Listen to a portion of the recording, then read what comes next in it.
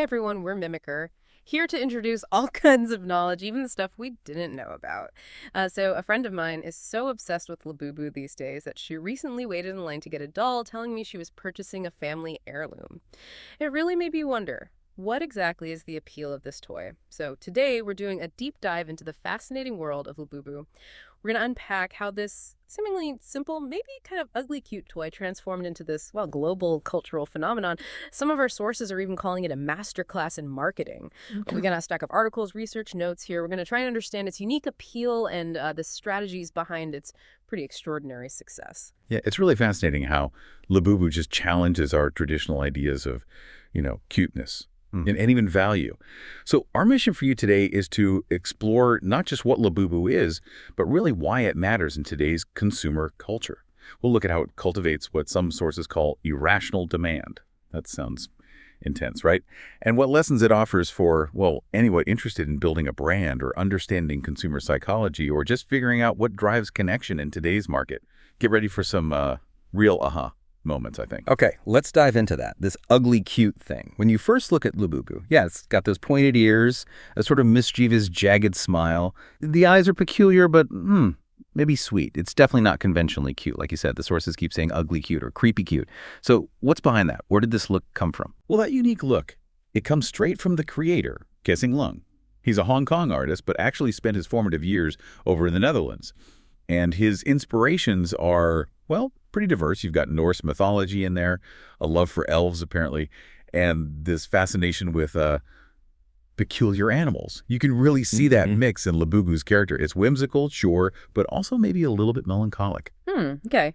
Norse mythology and elves. Didn't expect that. Right. But this ugly, cute aesthetic, it's not just random. It's actually quite strategic. It sets it apart. Unlike, all the perfectly cute figures out there, Labubu kind of walks this fine line between endearing and maybe slightly unsettling. And that emotional contradiction, as the sources put it, that's the master stroke. It makes it memorable, captivating even. It offers what they call a comforting chaos, maybe embodies a kind of adult irony. Comforting chaos. I like that. So it's like relatable imperfection. Exactly. It appeals to a generation that values individuality, that pushes back against simple labels. It taps into something more complex emotionally. That makes a lot of sense. So, okay, you have this niche artistic figure, very distinctive look. How does it make the leap? How does it go from limited edition art piece to this global thing? Well, Labubu first showed up around 2015. It was part of Kesing Lung's The Monsters series, initially produced by a smaller company, How To Work, more of a niche player. But the real turning point, the moment that catapulted Labubu into the mainstream, as one source says, was the collaboration with MART in 2019. MART, okay. Yeah. The big Chinese toy giant. Exactly. That partnership provided the essential commercial infrastructure, the marketing channels, the production capabilities, everything needed to scale Lung's artistic vision up to the global phenomenon we see now. Which is you need both, right? The art and the business side. Right, that synergy. So MART's the engine. Yeah. And the core of their strategy seems to be this blind box model. My friend, the family heirloom friend, she was in line not even knowing which version she'd get. My first reaction was, wait a second. Isn't that basically just gambling? You're hitting on something key there. The sources actually describe the blind box as a kind of psychological offensive on consumer engagement. Whoa. Think about it. It creates deliberate uncertainty. You don't know what's inside until you open it. PopMart leverages this psychological thing called variable rewards. It's like slot machines or getting likes on social media.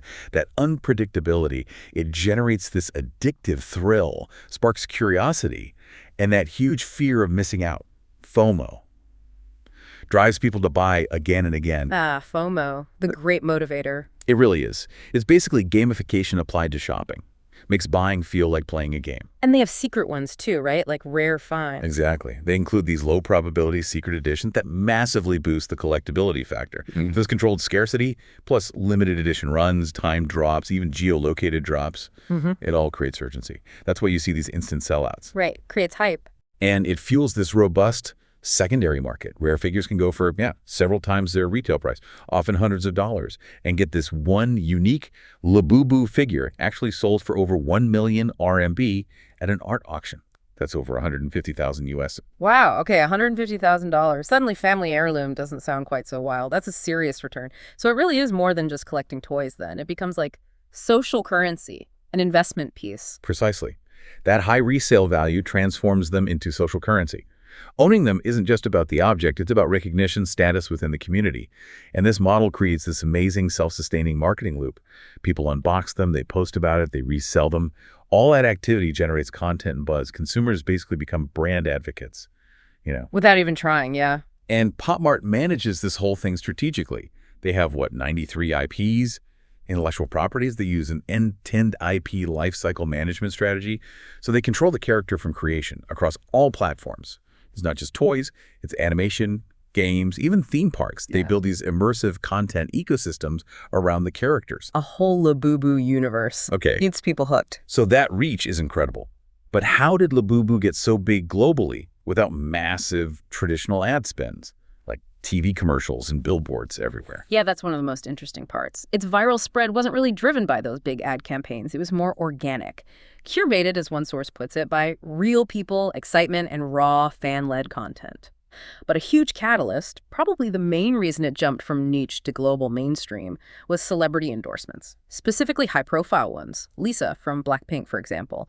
She publicly talked about her obsession with PopMart toys, showed off her Labubu collection on Instagram back in April 2024. Okay, Lisa from Blackpink. That's massive reach right there. So one celebrity or a few celebrity posts can genuinely have that much impact. Seems almost too easy. Well, it's about how it's perceived, right? Yeah. It triggered what the sources call a domino effect. Suddenly, Labubu was the new fashion accessory. People start sticking them on their luxury bags. Louis Vuitton, Chanel, Hermes. You saw it everywhere. Wow. From toy to fashion statement. Exactly. And other big names, like Rihanna and Lizzo, they've shown off their collections too. When it comes from them, it feels more authentic than a paid ad. It doesn't just increase exposure massively. It also sort of legitimizes the obsession, makes the toys seem aspirational to a much broader audience. Right. It's not just a toy. It's something cool people have. Precisely. And beyond the celebs, the whole blind box thing itself created this unboxing ritual. That became huge on social media. Think about all those videos, the unboxing, the reactions, people showing off their whole collections. Oh, yeah, you see those everywhere. TikTok, Instagram. Exactly. TikTok, Xiaohongshu, Douyin. They were flooded, generating extremely high levels of engagement. It's this constant stream of user-generated content, creating a powerful, self-feeding marketing loop. Your participation directly boosts the brand. The product design itself just begs to be shared and talked about. UGC is like baked into the strategy. And you mentioned a narrative, too. It's not just the look or the unboxing thrill. There's a story. Yeah, that's key, too. Labubu's character story described as mischievous, yet kind-hearted, always trying to help, but always messing things up. That scene is really relatable, humanizing. Okay. The well-intentioned screw-up. We can all relate to that sometimes. Right, and that's reinforced in the branding, the little collector cards, the whole content ecosystem. That mix of comforting chaos and adult irony we talked about earlier, it resonates, especially with people who appreciate nuance, imperfection. It lets fans kind of project their own feelings onto it, makes it feel like storytelling with a soul. You connect with its flaws. Storytelling with a soul. That's powerful for a little vinyl figure. Okay, so the economics of this must be staggering. What's the actual impact been? And surely there have to be some downsides to growing this fast. Oh, the economic impact has been massive. PopMart stock valuation shot up to over $40 billion at one point. They had first half profits surge over 350%, revenue doubling year on year. Market cap hit HKD 360 billion. Okay. Made the founder, Wang Ning, one of China's wealthiest people. Wow. And just looking at Labubu specifically, sales of the plush toys alone jumped, get this, 1,200%. It's a huge economic engine. 1,200%. Incredible. And beyond their own sales, Labubu's become this super sought-after collaborator for other brands. We mentioned people putting them on luxury bags, Hermes, LV, Chanel.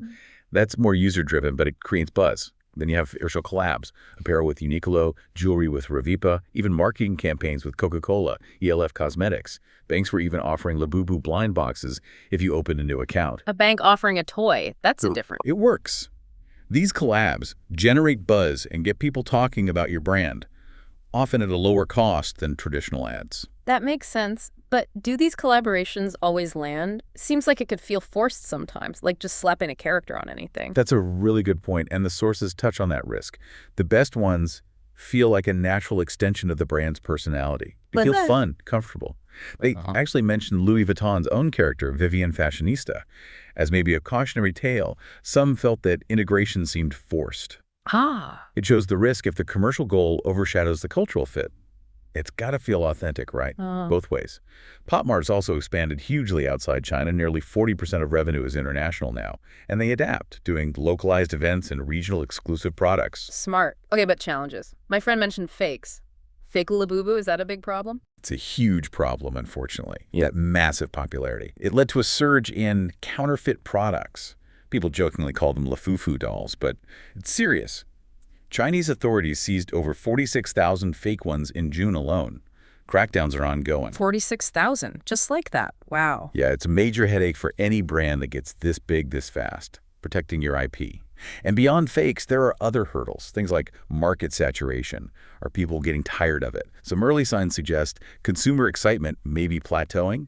Secondary market prices seem to be stabilizing a bit. The peak might be passing. Possibly. Plus, just the challenge of maintaining quality and uniqueness when you're producing at such massive scale. Then you've got potential geopolitical headwinds like U.S. tariffs maybe impacting things, and just more competition as the whole designer toy market grows. Lots to navigate then, even with all this success.